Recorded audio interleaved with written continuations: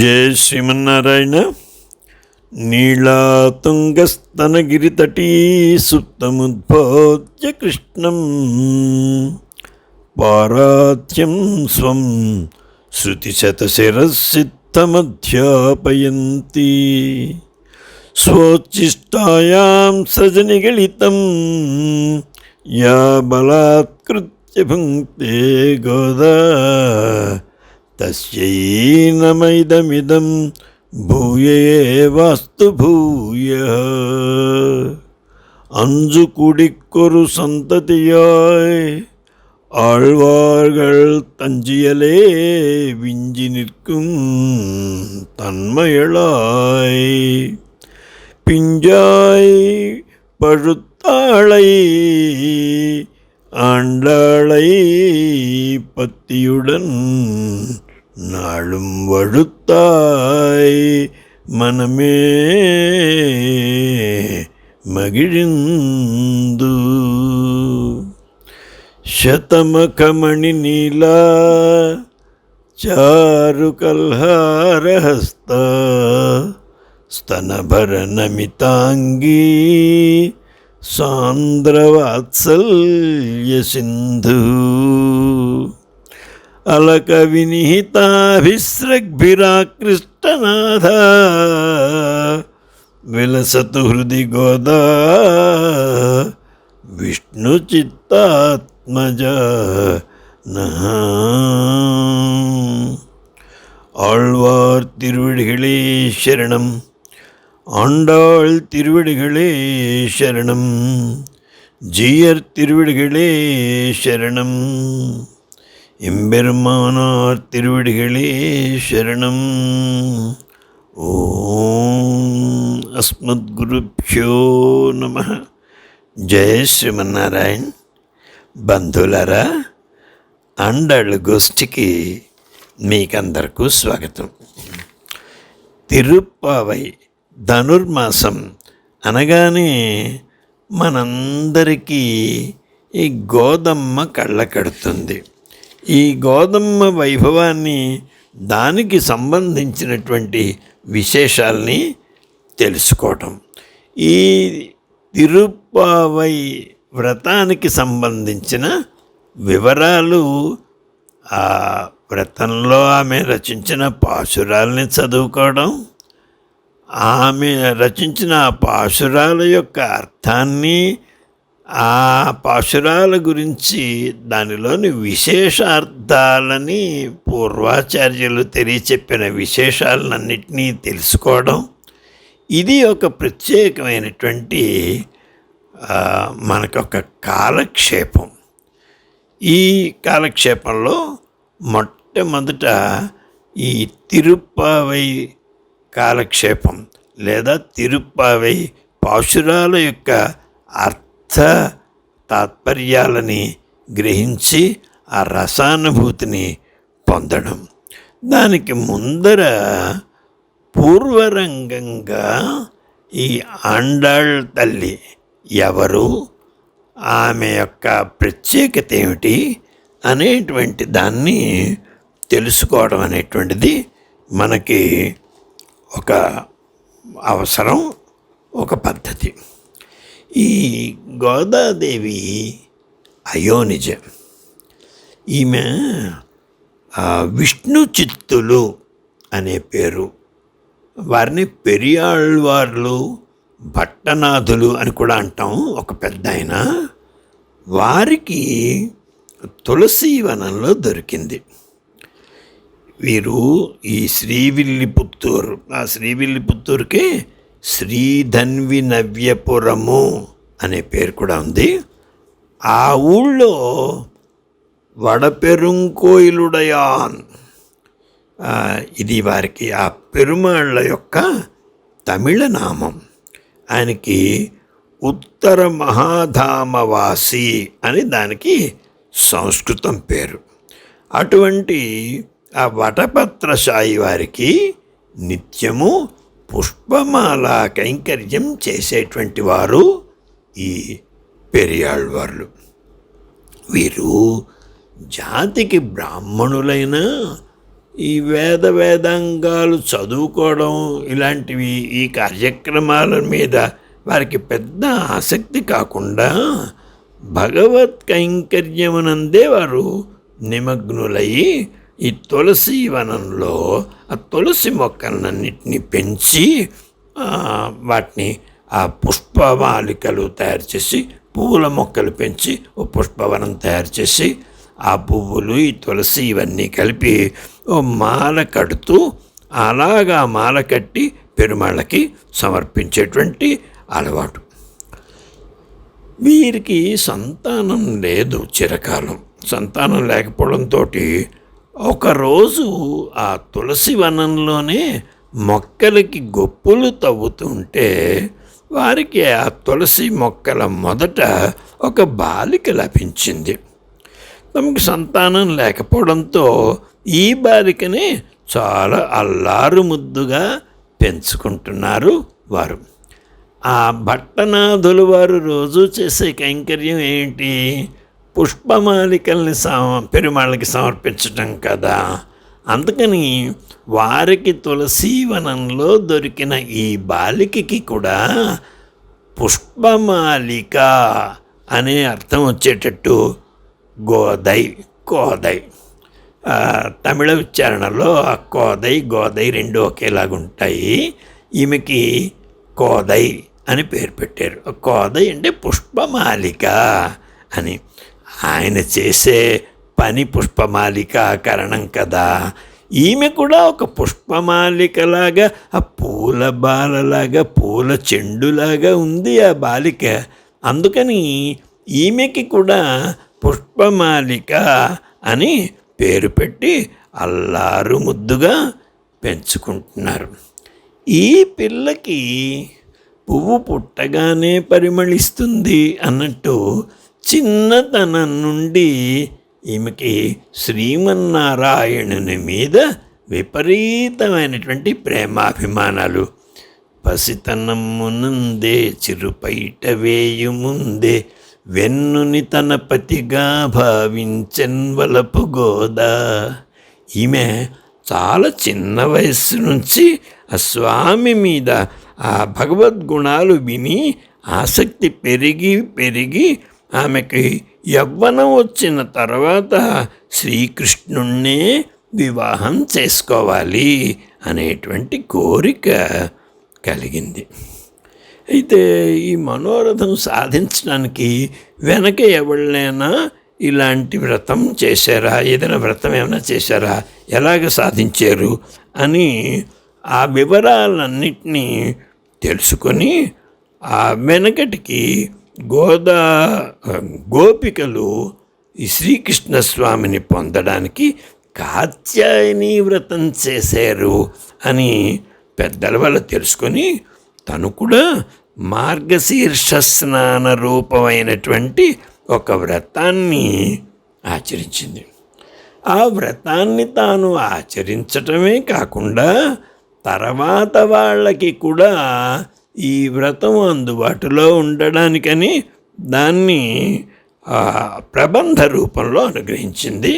దానికే తిరుప్పావై అని వ్యవహారం. ఇంతకీ ఈ బంగారు తల్లికి ఈ రకమైనటువంటి సౌమనస్యం, ప్రసిద్ధి, బుద్ధి, ఇలాంటి ఈ వైదిక ప్రవృత్తి, భాగవత కైంకర్య నిష్ట ఇలాంటివన్నీ ఎలా కలిగాయి? ఇవన్నీ వారి తండ్రి గారి వల్ల కలిగాయి. ఆ తండ్రి గారు కూడా చాలా నిష్ట కలిగిన వారు.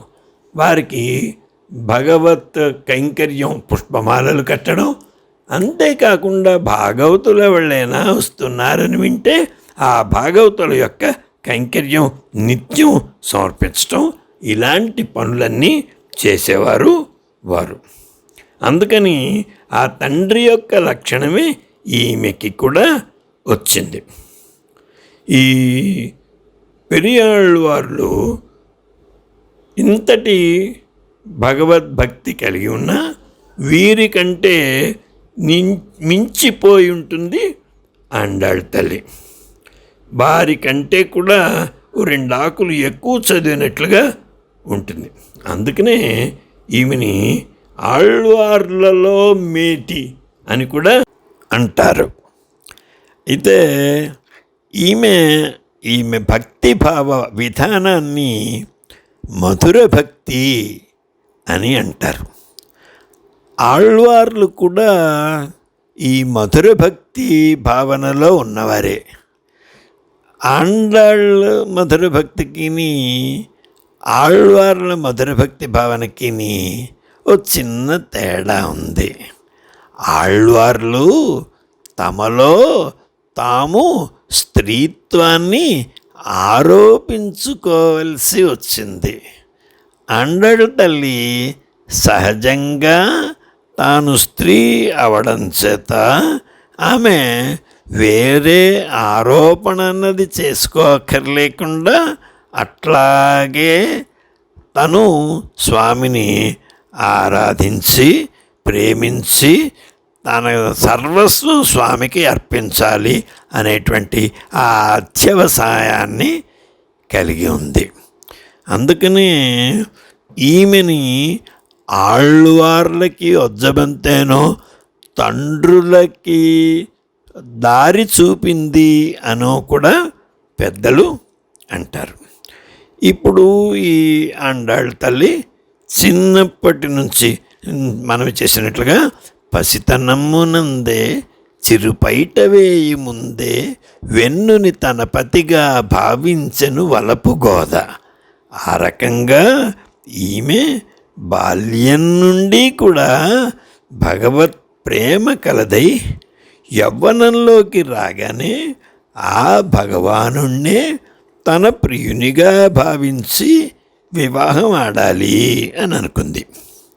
ఆ అభినివేశంతో ఆ ప్రేమతోటే ఆ శ్రీవిల్లిపుత్తూరులోనే ఉండేటువంటి వటపత్ర సాయిని వరించింది. కానీ అది లభించలేదు. దాంతో కొంచెం కిన్నురాలై ప్రియుని అనుభవించిన వారు, అంటే భగవంతుణ్ణి సర్వేశ్వరుణ్ణి ప్రియుడిగా భావించి అనుభవించిన వాళ్ళు ఎవళ్ళైనా ఉన్నారా అని ఒక ఎంక్వైరీ లాంటిది ప్రారంభించింది. వాళ్ళ నాన్నగారు చెప్పారు. వెనక వ్రజగోపికలు తాము కోరినట్లుగానే శ్రీకృష్ణ భగవానుణ్ణి తమ ప్రియుడిగా భావించి అనుభవించినట్లు అది వింది. అయితే ఇక్కడ పాపం ఒక ఇబ్బంది. అది ఏనాడో ద్వాపర యుగంలో జరిగింది. కాలాంతరం ఇవాళ ఆ కాలంలోకి మనం వెళ్ళి ఇవాళ ఆదిత్య 369 లాంటివి ఏం లేవు కదా, అక్కడికి కాలాంతరంలోకి వెళ్ళి ఇవాళ పొందలేమే అని ఖిన్న అయింది. సరే, ఆయన్ని తిన్నగా పొందలేకపోయినా ఆయన సంచరించినటువంటి ఆ యమునా తీరాలు, ఆ గోపికలతో విహరించినటువంటి ఆ బృందావనము, ఆయన ఎత్తి గోపికలని కాపాడినటువంటి గోవర్ధన పర్వతం, ఇలాంటివన్నిటినైనా సేవించి వాటిని చూచి తాకి ప్రాణాలు నిలబెట్టుకుంటే బాగుండు అని అనిపించింది. అవి స్థలాంతరాలు ఎక్కడో ఉన్నాయి కదా. సీతాదేవి శ్రీరాముణ్ణి పొందింది, ఒక విల్లు పణంగా పెట్టి పొందింది. మరి అలాగా ఆ నీలమ్మ గారు 7 ఎద్దుల్ని వంచిన వాణ్ణి వివాహం చేసుకుంటాను అని ఆమె అలాంటి ఒక పణం పెట్టి భగవంతుణ్ణి భర్తగా పొందింది.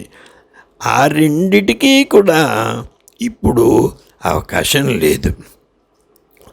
ఇవన్నీ చూస్తే దాంతో అవేళ నందవ్రజంలో కూడా శ్రీకృష్ణ పరమాత్మ రాసక్రీడలో గోపికలు ఆ ప్రేమతో ఉన్మస్తకం కాగా వాళ్ళని ఒక్కసారి ఆ ఉద్రేకం తగ్గింప చెయ్యాలి అనే అభిప్రాయంతో మాయమైపోయాడు కదా.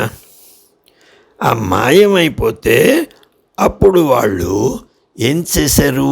తమ ప్రాణాలు నిలబెట్టుకోవడానికి, ఆ శ్రీకృష్ణ విరహాన్ని భరించడానికి తమలో తామే ఒకరితే గోపిక, ఒకరితే కృష్ణుడుగా భావించుకుని ఆ శ్రీకృష్ణ లీలల్ని ఆ గోవర్ధనం ఎత్తడము, ఆ కాళీయమదనం చేయడము, ఆ వత్సాసురుణ్ణి వధించటము, ఇలాంటివన్నీ, ఆ దధి మంధనము, ఆ వెన్న దొంగిలించటము, ఇలాంటి లీలలన్నింటినీ వాళ్ళు అనుకరించి ప్రాణాల్ని నిలబెట్టుకున్నారు అని కూడా పెద్దల వల్ల వింది. మనం కూడా అలాగ అనుకరణ చేసి అలాగ ప్రాణాలు నిలబెట్టుకునే ప్రయత్నం చెయ్యొచ్చు కదా అని అనుకుని ఆ శ్రీకృష్ణ సమాగమ సౌఖ్యాన్ని ఆ రకంగా ఏదైనా సంకల్పించి వ్రతం చేసి తాను కూడా శ్రీకృష్ణ సమాగమాన్ని పొందాలి అని అనుకుంది. అనుకుంటే తన భావనా బలం వల్ల ఆమె ఆ శ్రీవిల్లిపుత్తూరునంతా నందవ్రజంగా భావించింది. తన తోడి చెలికెత్తలందరినీ గోపికలుగా భావించింది. తను వాళ్లలో ఒక గోపిక అని అనుకుంది. ఆ ఊళ్ళోనే ఉన్న వటపత్రశాయి కోయిలుంది కదా, దాన్ని నందగోపుల వారి భవనంగా అనుకుంది. ఆలయంలో వెంచేసి ఉన్నటువంటి శ్రీకృష్ణస్వామి వారిగా భావించింది. ఆ ఆలయంలో వేంచేసి ఉన్న వటపత్రశాయిని తాను నందబ్రజంలోనే ఉండి ఇటు పైన ఆండాళ్ గోదైలా కాకుండా తను ఒక గోపికగా మారిపోయింది. ఆ గోపీ భావాన్ని తన మనస్సులోకి ఎంతగా తెచ్చుకుందంటే తన గొల్ల కట్టు, గొల్ల బొట్టు, కొసకి గొల్ల వాసన కూడా వచ్చేటట్టుగా పొందేసింది అని చెప్పి పెద్దలు చెప్తారు. అక్కడ ఆనాడు గోపికలకి జరిగినటువంటి ఈ వ్రత విధానంలో ఒక్కసారి మనం ఆ నందవ్రజానికి పోయి ఆ నందవ్రజంలో ఆనాడు ఎలాగా గోపికల కాత్యాయని వ్రతం సాగిందో దాని వివరాలు కూడా ఒక్కసారి మనం చూస్తే తెలుసుకుంటే తప్ప దాంట్లోకి పూర్తి అవగాహన రాదు కదా. ఒకసారి నందవ్రజంలో గొప్ప కరువు ఏర్పడ్డది. శ్రీకృష్ణుడు నందవ్రజంలోకి రావడమే ఈ మానవులని ఉద్ధరించడానికని వెనక తాను ఒక చక్రవర్తికి కుమారుడుగా ఇంకొక చక్రవర్తికి అల్లుడుగా జన్మించి ఎంత జనాన్ని ఆదరించి ప్రేమించి తను ముందుగా మాట్లాడి అందరినీ నవ్వుముఖంతో మాట్లాడి పలకరించి చేసినా ఇంకా కొంత దూరం ఉండిపోయింది అనేటువంటి అభిప్రాయంతో ఈ జనాన్ని ఉద్ధరించడానికని రాజ్యాధికారం లేని యదువంశంలో జన్మించి అది కూడా చాలదనుకుని కేవలం ఒక కృషి వాణిజ్యము లాంటి పనులు మాత్రమే చేసేటువంటి గోప కుటుంబంలోకి చేరి స్వామి తన యొక్క సౌలభ్యాన్ని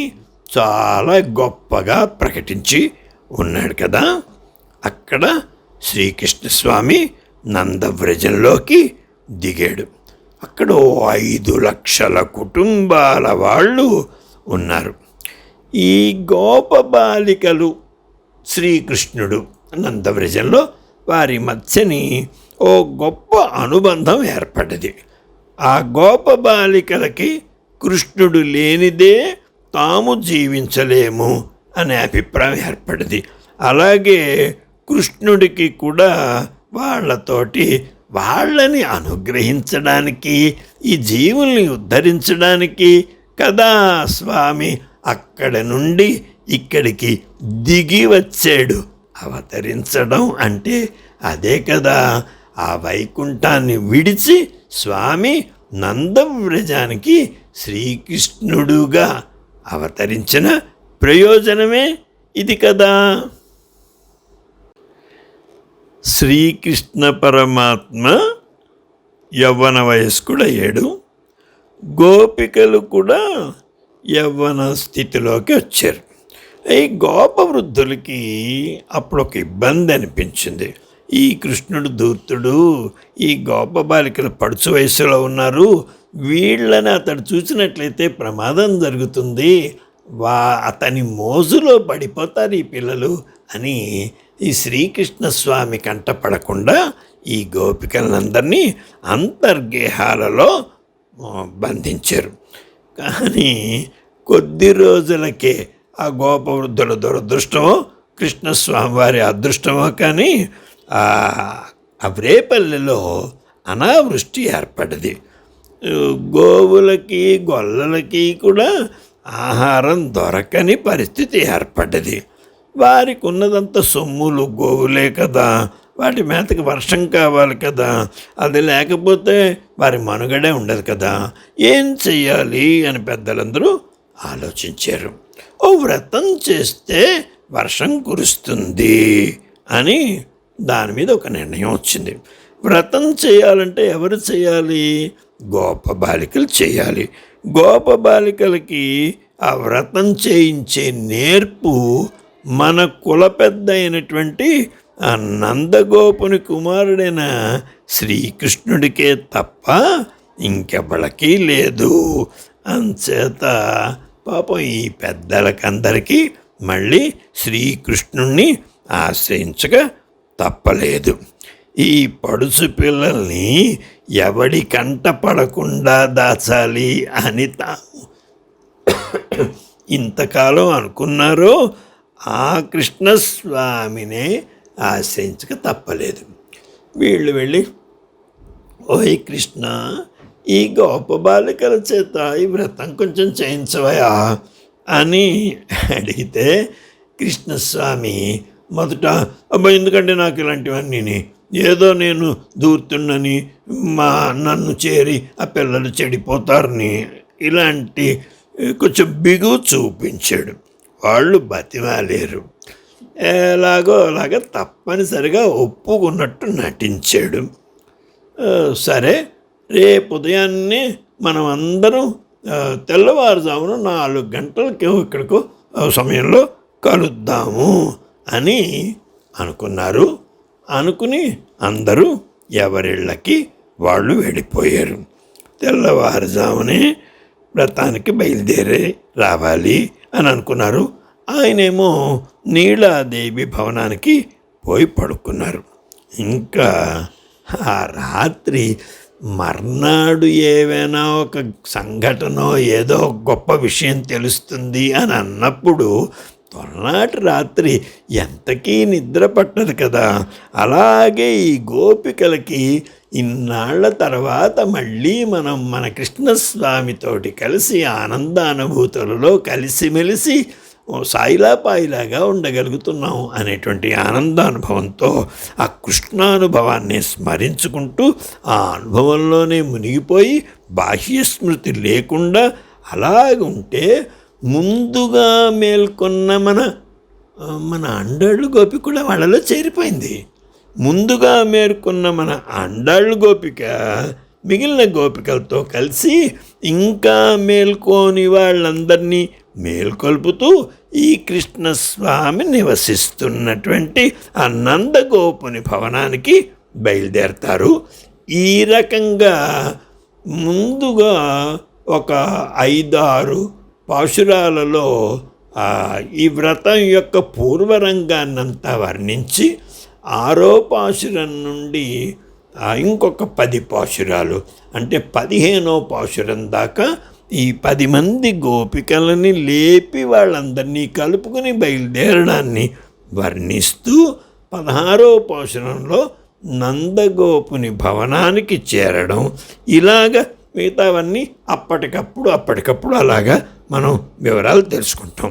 ఈ 10 మంది గోపికలని మేల్కొల్పుకొని నందగోపుని భవనానికి చేరి అక్కడ నందగోపుణ్ణి, యశోదని, బలరాముణ్ణి మేల్కొల్పి, నీలాదేవిని మేల్కొల్పి, శ్రీకృష్ణస్వామిని మేల్కొల్పి శ్రీకృష్ణస్వామితో తమ కోరిక అతనికి నివేదించి, ఆత్మతో మేమున్నంతకాలం నీతోటి కలిసి ఉండి నిన్ను సేవించే భాగ్యాన్ని మాకు అందజేయవలసింది, కలిగించవలసింది అని అడిగారు వాళ్ళు.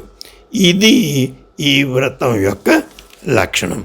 ఈ వ్రతం యొక్క లక్షణంలో ఈ గోపికలు తమకి ఏమి సామర్థ్యం ఉంది, వాళ్ళు ఇలాగ ఈ వ్రతం చెయ్యడానికి తగిన అధికారము, అవకాశము ఎలా ఉంది అనేటువంటిది ఈ విషయాలన్నింటినీ వ్యాఖ్యానాల్లో తర్వాత పెద్దలు చెప్తారు.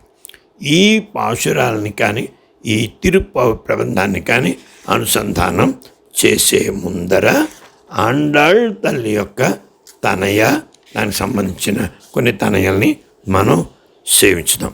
అందులో మొట్టమొదట నీళాతుంగస్తనగిరితటీ సుప్తముద్భోజ్య కృష్ణం పారాత్యం స్వం శృతిశత శిరశ్చిత్తమధ్యాపయంతి సోచ్ఛిష్టాయాం సజనిగళితం యా బలాత్కృత్య భుంక్తే గోదా తస్యై నమైదమిదం భూయేవాస్తు భూయః.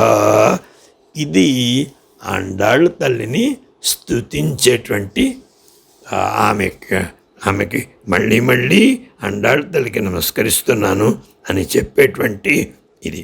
ఈ శ్రీకృష్ణ పరమాత్మ నీలాదేవి యొక్క ఉన్నతమైనటువంటి స్తనమండలం మీద నిద్రించాడు.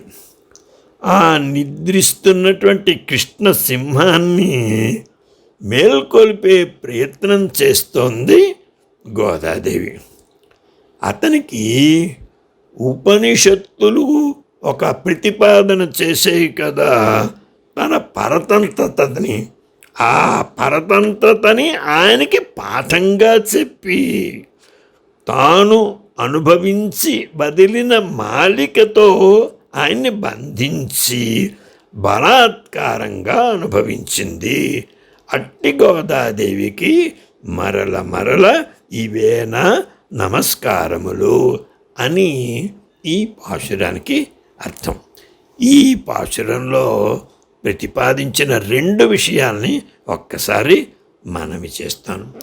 ఏదో ఒక సందర్భంలో ఈ పాశురాన్ని అనుగ్రహించిన వారు పరాశర భట్టారకులు. ఏదో ఒక సందర్భంలో వారు శ్రీరంగానికి కొంచెం దూరంగా వెళ్ళవలసి వచ్చింది. ఏదో ఒక పాలకులతోటి ఆయనకి ఏదో కొంచెం మనస్తాపం కలిగి దూరంగా వెళ్ళిపోయారు. అప్పుడు వారి శిష్యుడు ఒకడు భట్టర్ వారితో, స్వామి, మనస్సు కొంచెం సంతోషంగా సుఖంగా ఉండడానికి దేవరవారు ఆండాళ్ తల్లి విషయంలో ఏమైనా అనుగ్రహించవచ్చు కదా అని అనడంతో శ్రీ పరాశర భట్టారకులు ఆండాళ్ తల్లి విషయంలో ఈ నీళాతుంగస్తనగిరి తటి అన్న పాశురాన్ని ఈ శ్లోకాన్ని వారు అనుసంధానం చేసి వెంచేపు చేశారు అని అంటారు. దీని యొక్క అర్థాన్ని కూడా మనం చేశాను కదండయ్య. ఈ నీలాదేవే ఈ ప్రబంధాలలో నాయిక. ఆళ్వార్లకి కానీ ఈ గోదాదేవి మొదలైన వారికి కానీ శ్రీమన్నారాయణునికి జోడీగా నీలాదేవినే భావిస్తారు. ఆమె పిరాట్టి, ఆమె సకల భువన సామ్రాజ్య లక్ష్మీ స్వరూపం. స్వామివారితోటి కలిసిమెలిసి ఉండేటువంటి లక్ష్మీ స్వరూపం నీలాదేవే. నీలాదేవి యొక్క స్తనతటం ఒక పర్వతాల చర్యలాగుంది. ఈ కృష్ణసింహం ఆ పర్వత తటాల మీద నిద్రిస్తోంది, మోహపడి మత్తెక్కి. అటువంటి ఆ కృష్ణ పరమాత్మని ఆ నీలాదేవి మూర్ఛాగతుణ్ణి చేసినట్లుగా అలా ఉంచితే నిత్య జాగరూకుడైనటువంటి పరమాత్మ నిద్రిస్తే అలాంటప్పుడు మేలుకొలపగలిగిన సామర్థ్యం ఉన్నప్పుడు గోదాదేవే. ఈయన అన్యపరత లేకుండా నిద్రిస్తున్నటువంటి కృష్ణుణ్ణి మేల్కొల్పిన ఘనత గోదాదేవి. ఈయన కృష్ణ అనే పదానికి ఆనందం అని కదా అర్థం. కృష్ అంటే అపరిమితమైన నా ఆనందం, కృష్ణ అంటే అపరిచ్ఛిన్నమైన ఆనందాన్ని, అంటే ఇది పరబ్రహ్మస్వరూపం.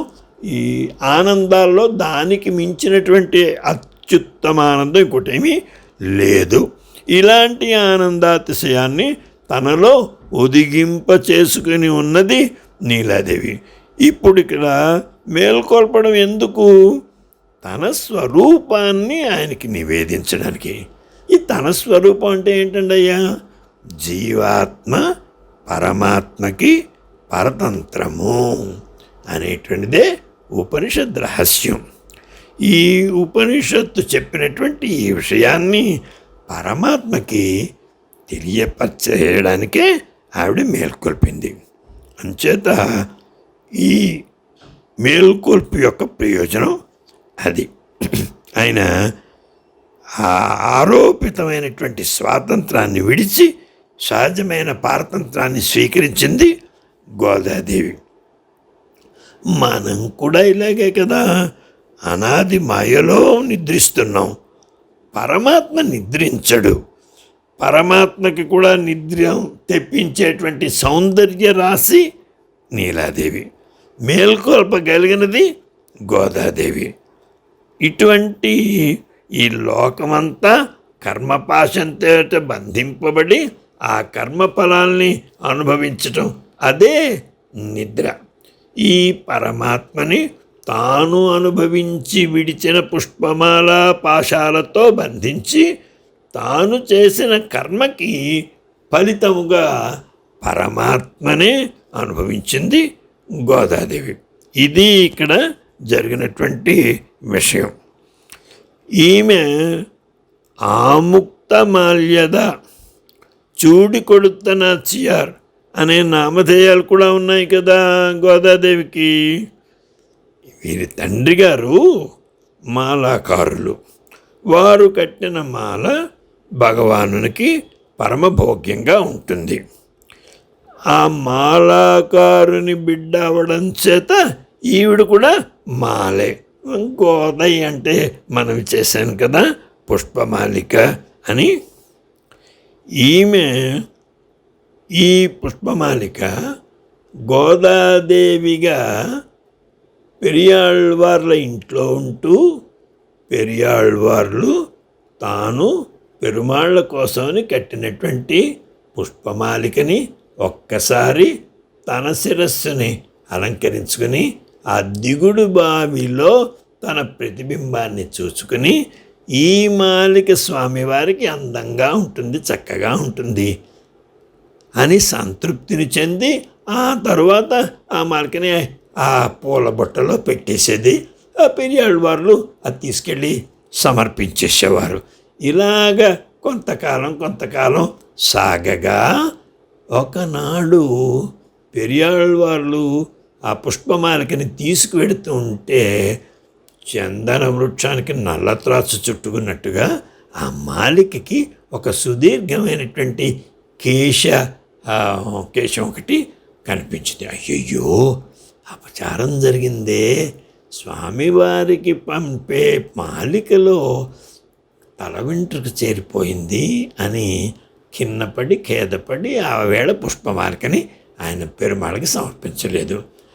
ఆ రాత్రి విల్లిపుత్తూరు వటపత్ర సాయి వారు పెరియాళ్వార్ల యొక్క కళలో కనిపించి, ఏం పెరియాళ్వార్, ఇవాళ మాకు పుష్పమాలికని తీసుకొచ్చారు కాదేమి అని అనడం, మీరు చిన్న పొరపాటు అయిపోయింది స్వామి, చిన్నపిల్ల కదా, బాలిక, తెలియక తను అలంకరించేసుకుంది, అది పర్యూషితం అయిపోయింది, కేశదుష్టం అయిపోయింది, అందుకని సమర్పించలేకపోయాను.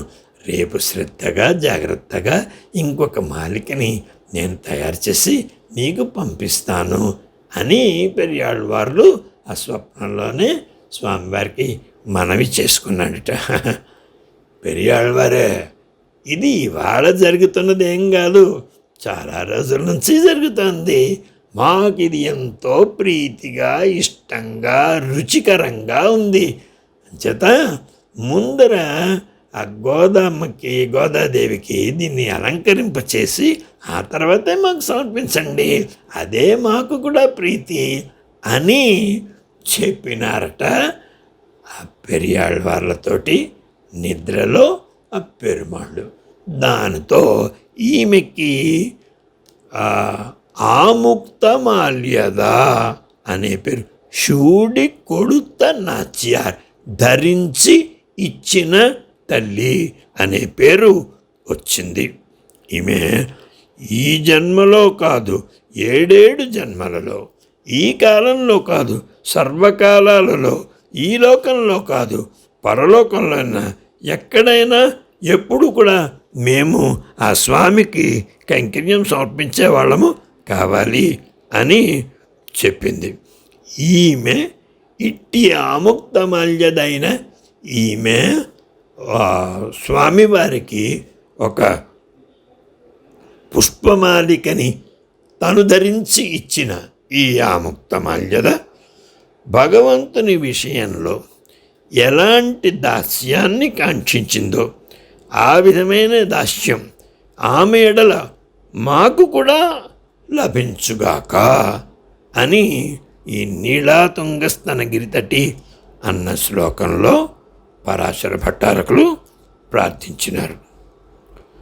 ఆ తర్వాత ఇంకొక తనయ ఆమె గురించే, అన్నవయల్ పుదువై ఆండాళ్ அரங்கற்கு பன்னு திருப்பாவை பல்பதியும் இன்னிசையால் பாடிக் கொடுத்தாள் நல்பாமாலை பூமாலை சூடிக் கொடுத்தாளை చొల్లు. ఆ విల్లిపుత్తూరు ఎలా ఉంటుందంటే హంసలు సంచరిస్తున్న పంట పొలాలతో కూడి ఉంటుందిట విల్లిపుత్తూరు. అటువంటి విల్లిపుత్తూరులో అవతరించిన ఆండాళ్ తల్లి శ్రీరంగనాథునికి తాను మనస్సులో భావించి తిరుప్పావై అనే పేరు కలిగినటువంటి ఈ పాశురాలని మధురమైన గానంతో పాడి సమర్పించింది. ఇది వాక్ మాలిక. ఆమె భగవంతునికి 2 మాలికలని సమర్పించింది. ఒకటి పామాల, ఇంకొకటి పూమాల. తండ్రి గారు అల్లినటువంటి పుష్పమాలికని తన తలలో ధరించి ఆ పుష్పమాలికని ఆముక్తమాల్యద ఇచ్చింది. అలాగే తాను ఒక అద్భుతమైనటువంటి 30 పాశురాలతోటి కూడినటువంటి ఒక ప్రబంధాన్ని రచించి ఆ పాటల మాలిక, ఆ మాటల మాలికని కూడా స్వామివారికి సమర్పించింది. అటువంటి ఆండాళ్ళని ఓ మనస్సా నీవు స్మరించుమా అని చెప్పి ఈ తనయలో అన్నవయల్ పుదువై ఆండాళ్ అన్న తనయలో పెద్దలు ఆండాళ్ తల్లిని ప్రార్థించారు.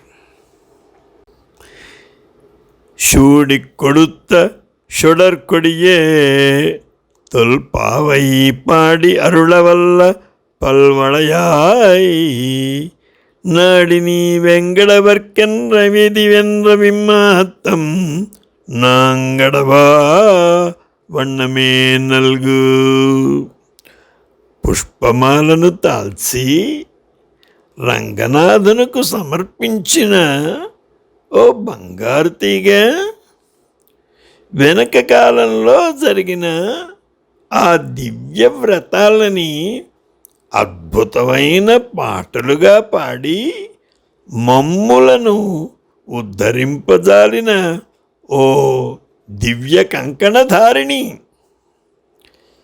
వెంకటాచలపతికి నన్ను భార్యగా ప్రియురాలిగా సమకూర్చవయా అని మన్మథదేవుణ్ణి నువ్వు ప్రార్థించిన ప్రార్థననే నీ దాసులమైన మేము కూడా అతిక్రమించకుండా దానినే అనుసరించేటట్లుగా అనుగ్రహింపవమ్మా అని ఈ శూడి కొడుత సుడర్కొడియే అనేటువంటి ఈ పాశురానికి అర్థం. అండాళ్ళు ఒక మెరుస్తున్నటువంటి బంగారు తీగ, షుడర్కొడియే అంటారు. లత పువ్వులు పూస్తుంది. ఆ పూసిన పూలు దేవతార్చనకి అర్పిస్తుంది. అలాగే ఈ బంగారు తీగ కూడా 2 పూలు పూచింది. ఒకటి మామూలు పువ్వు, ఇంకొకటి పాటల పువ్వు. పువ్వు కాదు నిజానికి, మాలికలు, పుష్పమాలిక, పద్యమాలిక. ఈ బంగారు తీగ తాను ధరించిన పూలదండని రంగనాథుడికి అర్పించింది. ఇది ఆవిడ యొక్క ప్రధానమైనటువంటి నైసర్గిక లక్షణం. అండాళ్ళ విషయంలో మనం గుర్తుంచుకోవలసినటువంటి ముఖ్యమైనటువంటి లక్షణం. ఈ గోపికలు హేమంత మాసంలో, అదే హేమంత ఋతువులో, మార్గశిర మాసంలో శ్రీకృష్ణుణ్ణి పొందాలి అని వాళ్ళు చేసిన స్నానవ్రత విధానాన్ని తర్వాత వాళ్ళందరూ కూడా అనుసరించి ఆచరించడానికి తగ్గట్టుగా వాళ్ళందరికీ అది తెలిసేటట్లుగా ఆమె ఒక ప్రబంధంగా పాడి అనుగ్రహించింది కదా ఈ అండాళ్ళ తల్లి. ఆమె చేతిని ఎన్నో రకాలైనటువంటి కంకణాలు ధరించింది. ఆ ఈ కంకణాలు భర్త యొక్క అనురాగానికి, వాల్లభ్యానికి, వాత్సల్యానికి, ప్రేమాదరాలకి గుర్తు, ఐశ్వర్య సూచకాలు, ప్రియతమ సేవా నిరూపకాలు. భర్త ప్రియురాలిని సంభావించినప్పుడు మొట్టమొదట చేతిని తన చేతిలోకి తీసుకొని ఆ గాజులని అటు ఇటు సవరిస్తూ ముచ్చటలాడడానికి ముందరి మెట్లు కదా ఈ గాజులు. ఇవి ఆ స్వామివారితోటి నిత్య సంశ్లేషం వల్ల ఎప్పుడూ చేయి జారని కంకణాలు కదా ఇవి. ఆమె తన యొక్క తామరతూడుల వంటి చేతులతో స్వామివారి కంఠసీమని ప్రియమార బిగియార కౌగిలించుకున్నప్పుడు శబ్దిస్తూ హర్షాన్ని ప్రకటించేవి కదా ఈ కంకణాలు. ఒకవేళ ఆమె ఎక్కడో తెర వెనుక చాటుగా ఉన్నప్పటికీ ఆమె యొక్క సామీప్యతని భర్తగారికి తెలియపరిచేటువంటి సుమధురమైనటువంటి ధ్వనిని చేసేటువంటి, ఆమెని గుర్తింపచేసేటువంటివి కదా కంకణాలు. ఇన్ని రకాలైనటువంటి ప్రయోజనాలు, ప్రత్యేకతలు, గొప్పతనాలు, వైభవాలు కలిగినటువంటి అలాంటి కంకణాలని ఆవిడ ధరించింది. ఆమె వెంకటాచలపతిని ప్రియునిగా కోరి కామదేవునికి వ్రతం చేసింది. ఆ వ్రతంలో కామదేవునికి అంటే మన్మధుడికి ఒక అభ్యర్థన చేసింది. ఓయ్ మన్మథ, వెంకటాచలపతితో నన్ను కూర్చవయ్యా అని ప్రార్థించింది. మనం కూడా దాన్ని అతిక్రమించకుండా ఆ మాటనే అనగలిగేటట్లు, భగవత్ కామాన్నే కలిగి ఉండేటట్లు, ఇతర విషయాలలో కామాన్ని కలిగి ఉండడం అనేది దోషమవుతుంది. కానీ భగవంతుని విషయంలో కామాన్ని కలిగి ఉండడం అనేటువంటిది దోషం కాదు, అది గుణం. అంచేత ఆ భగవంతుడి విషయంలో మనకి కూడా అటువంటి కామమే ఉండేటట్లు ఆ తల్లే అనుగ్రహించాలి. ఇందులో ఈ శ్రీకృష్ణుని ఉద్దేశించి ఆండాళ్ తల్లి గోపికాభావంతో కాత్యాయని వ్రతం చేసింది. ఇది విల్లిపుత్తూరులో జరిగింది. అక్కడుండేటువంటి పెరుమాళ్ళు వడపెరుంగోయిలుడయాన్ వటపత్రశాయి వారికే తాను ధరించి విడిచినటువంటి పుష్పమాలికల్ని అనునిత్యం పంపించింది. తాను చేరడం మాత్రం శ్రీరంగనాథుణ్ణి చేరింది. ఇక్కడ శ్రీకృష్ణస్వామి, శ్రీరంగనాథుడు, వెంకటాచలపతి, వటపత్రశాయి ఈ ఎన్ని పేరులతోటున్న ఆ శ్రీకృష్ణస్వామి ఆండాళ్ తల్లి యొక్క భావనలో ఒకటే తత్వము. అదే పరమానంద స్వరూపుడైనటువంటి శ్రీమన్నారాయణుడు అని మనం గ్రహించాలి.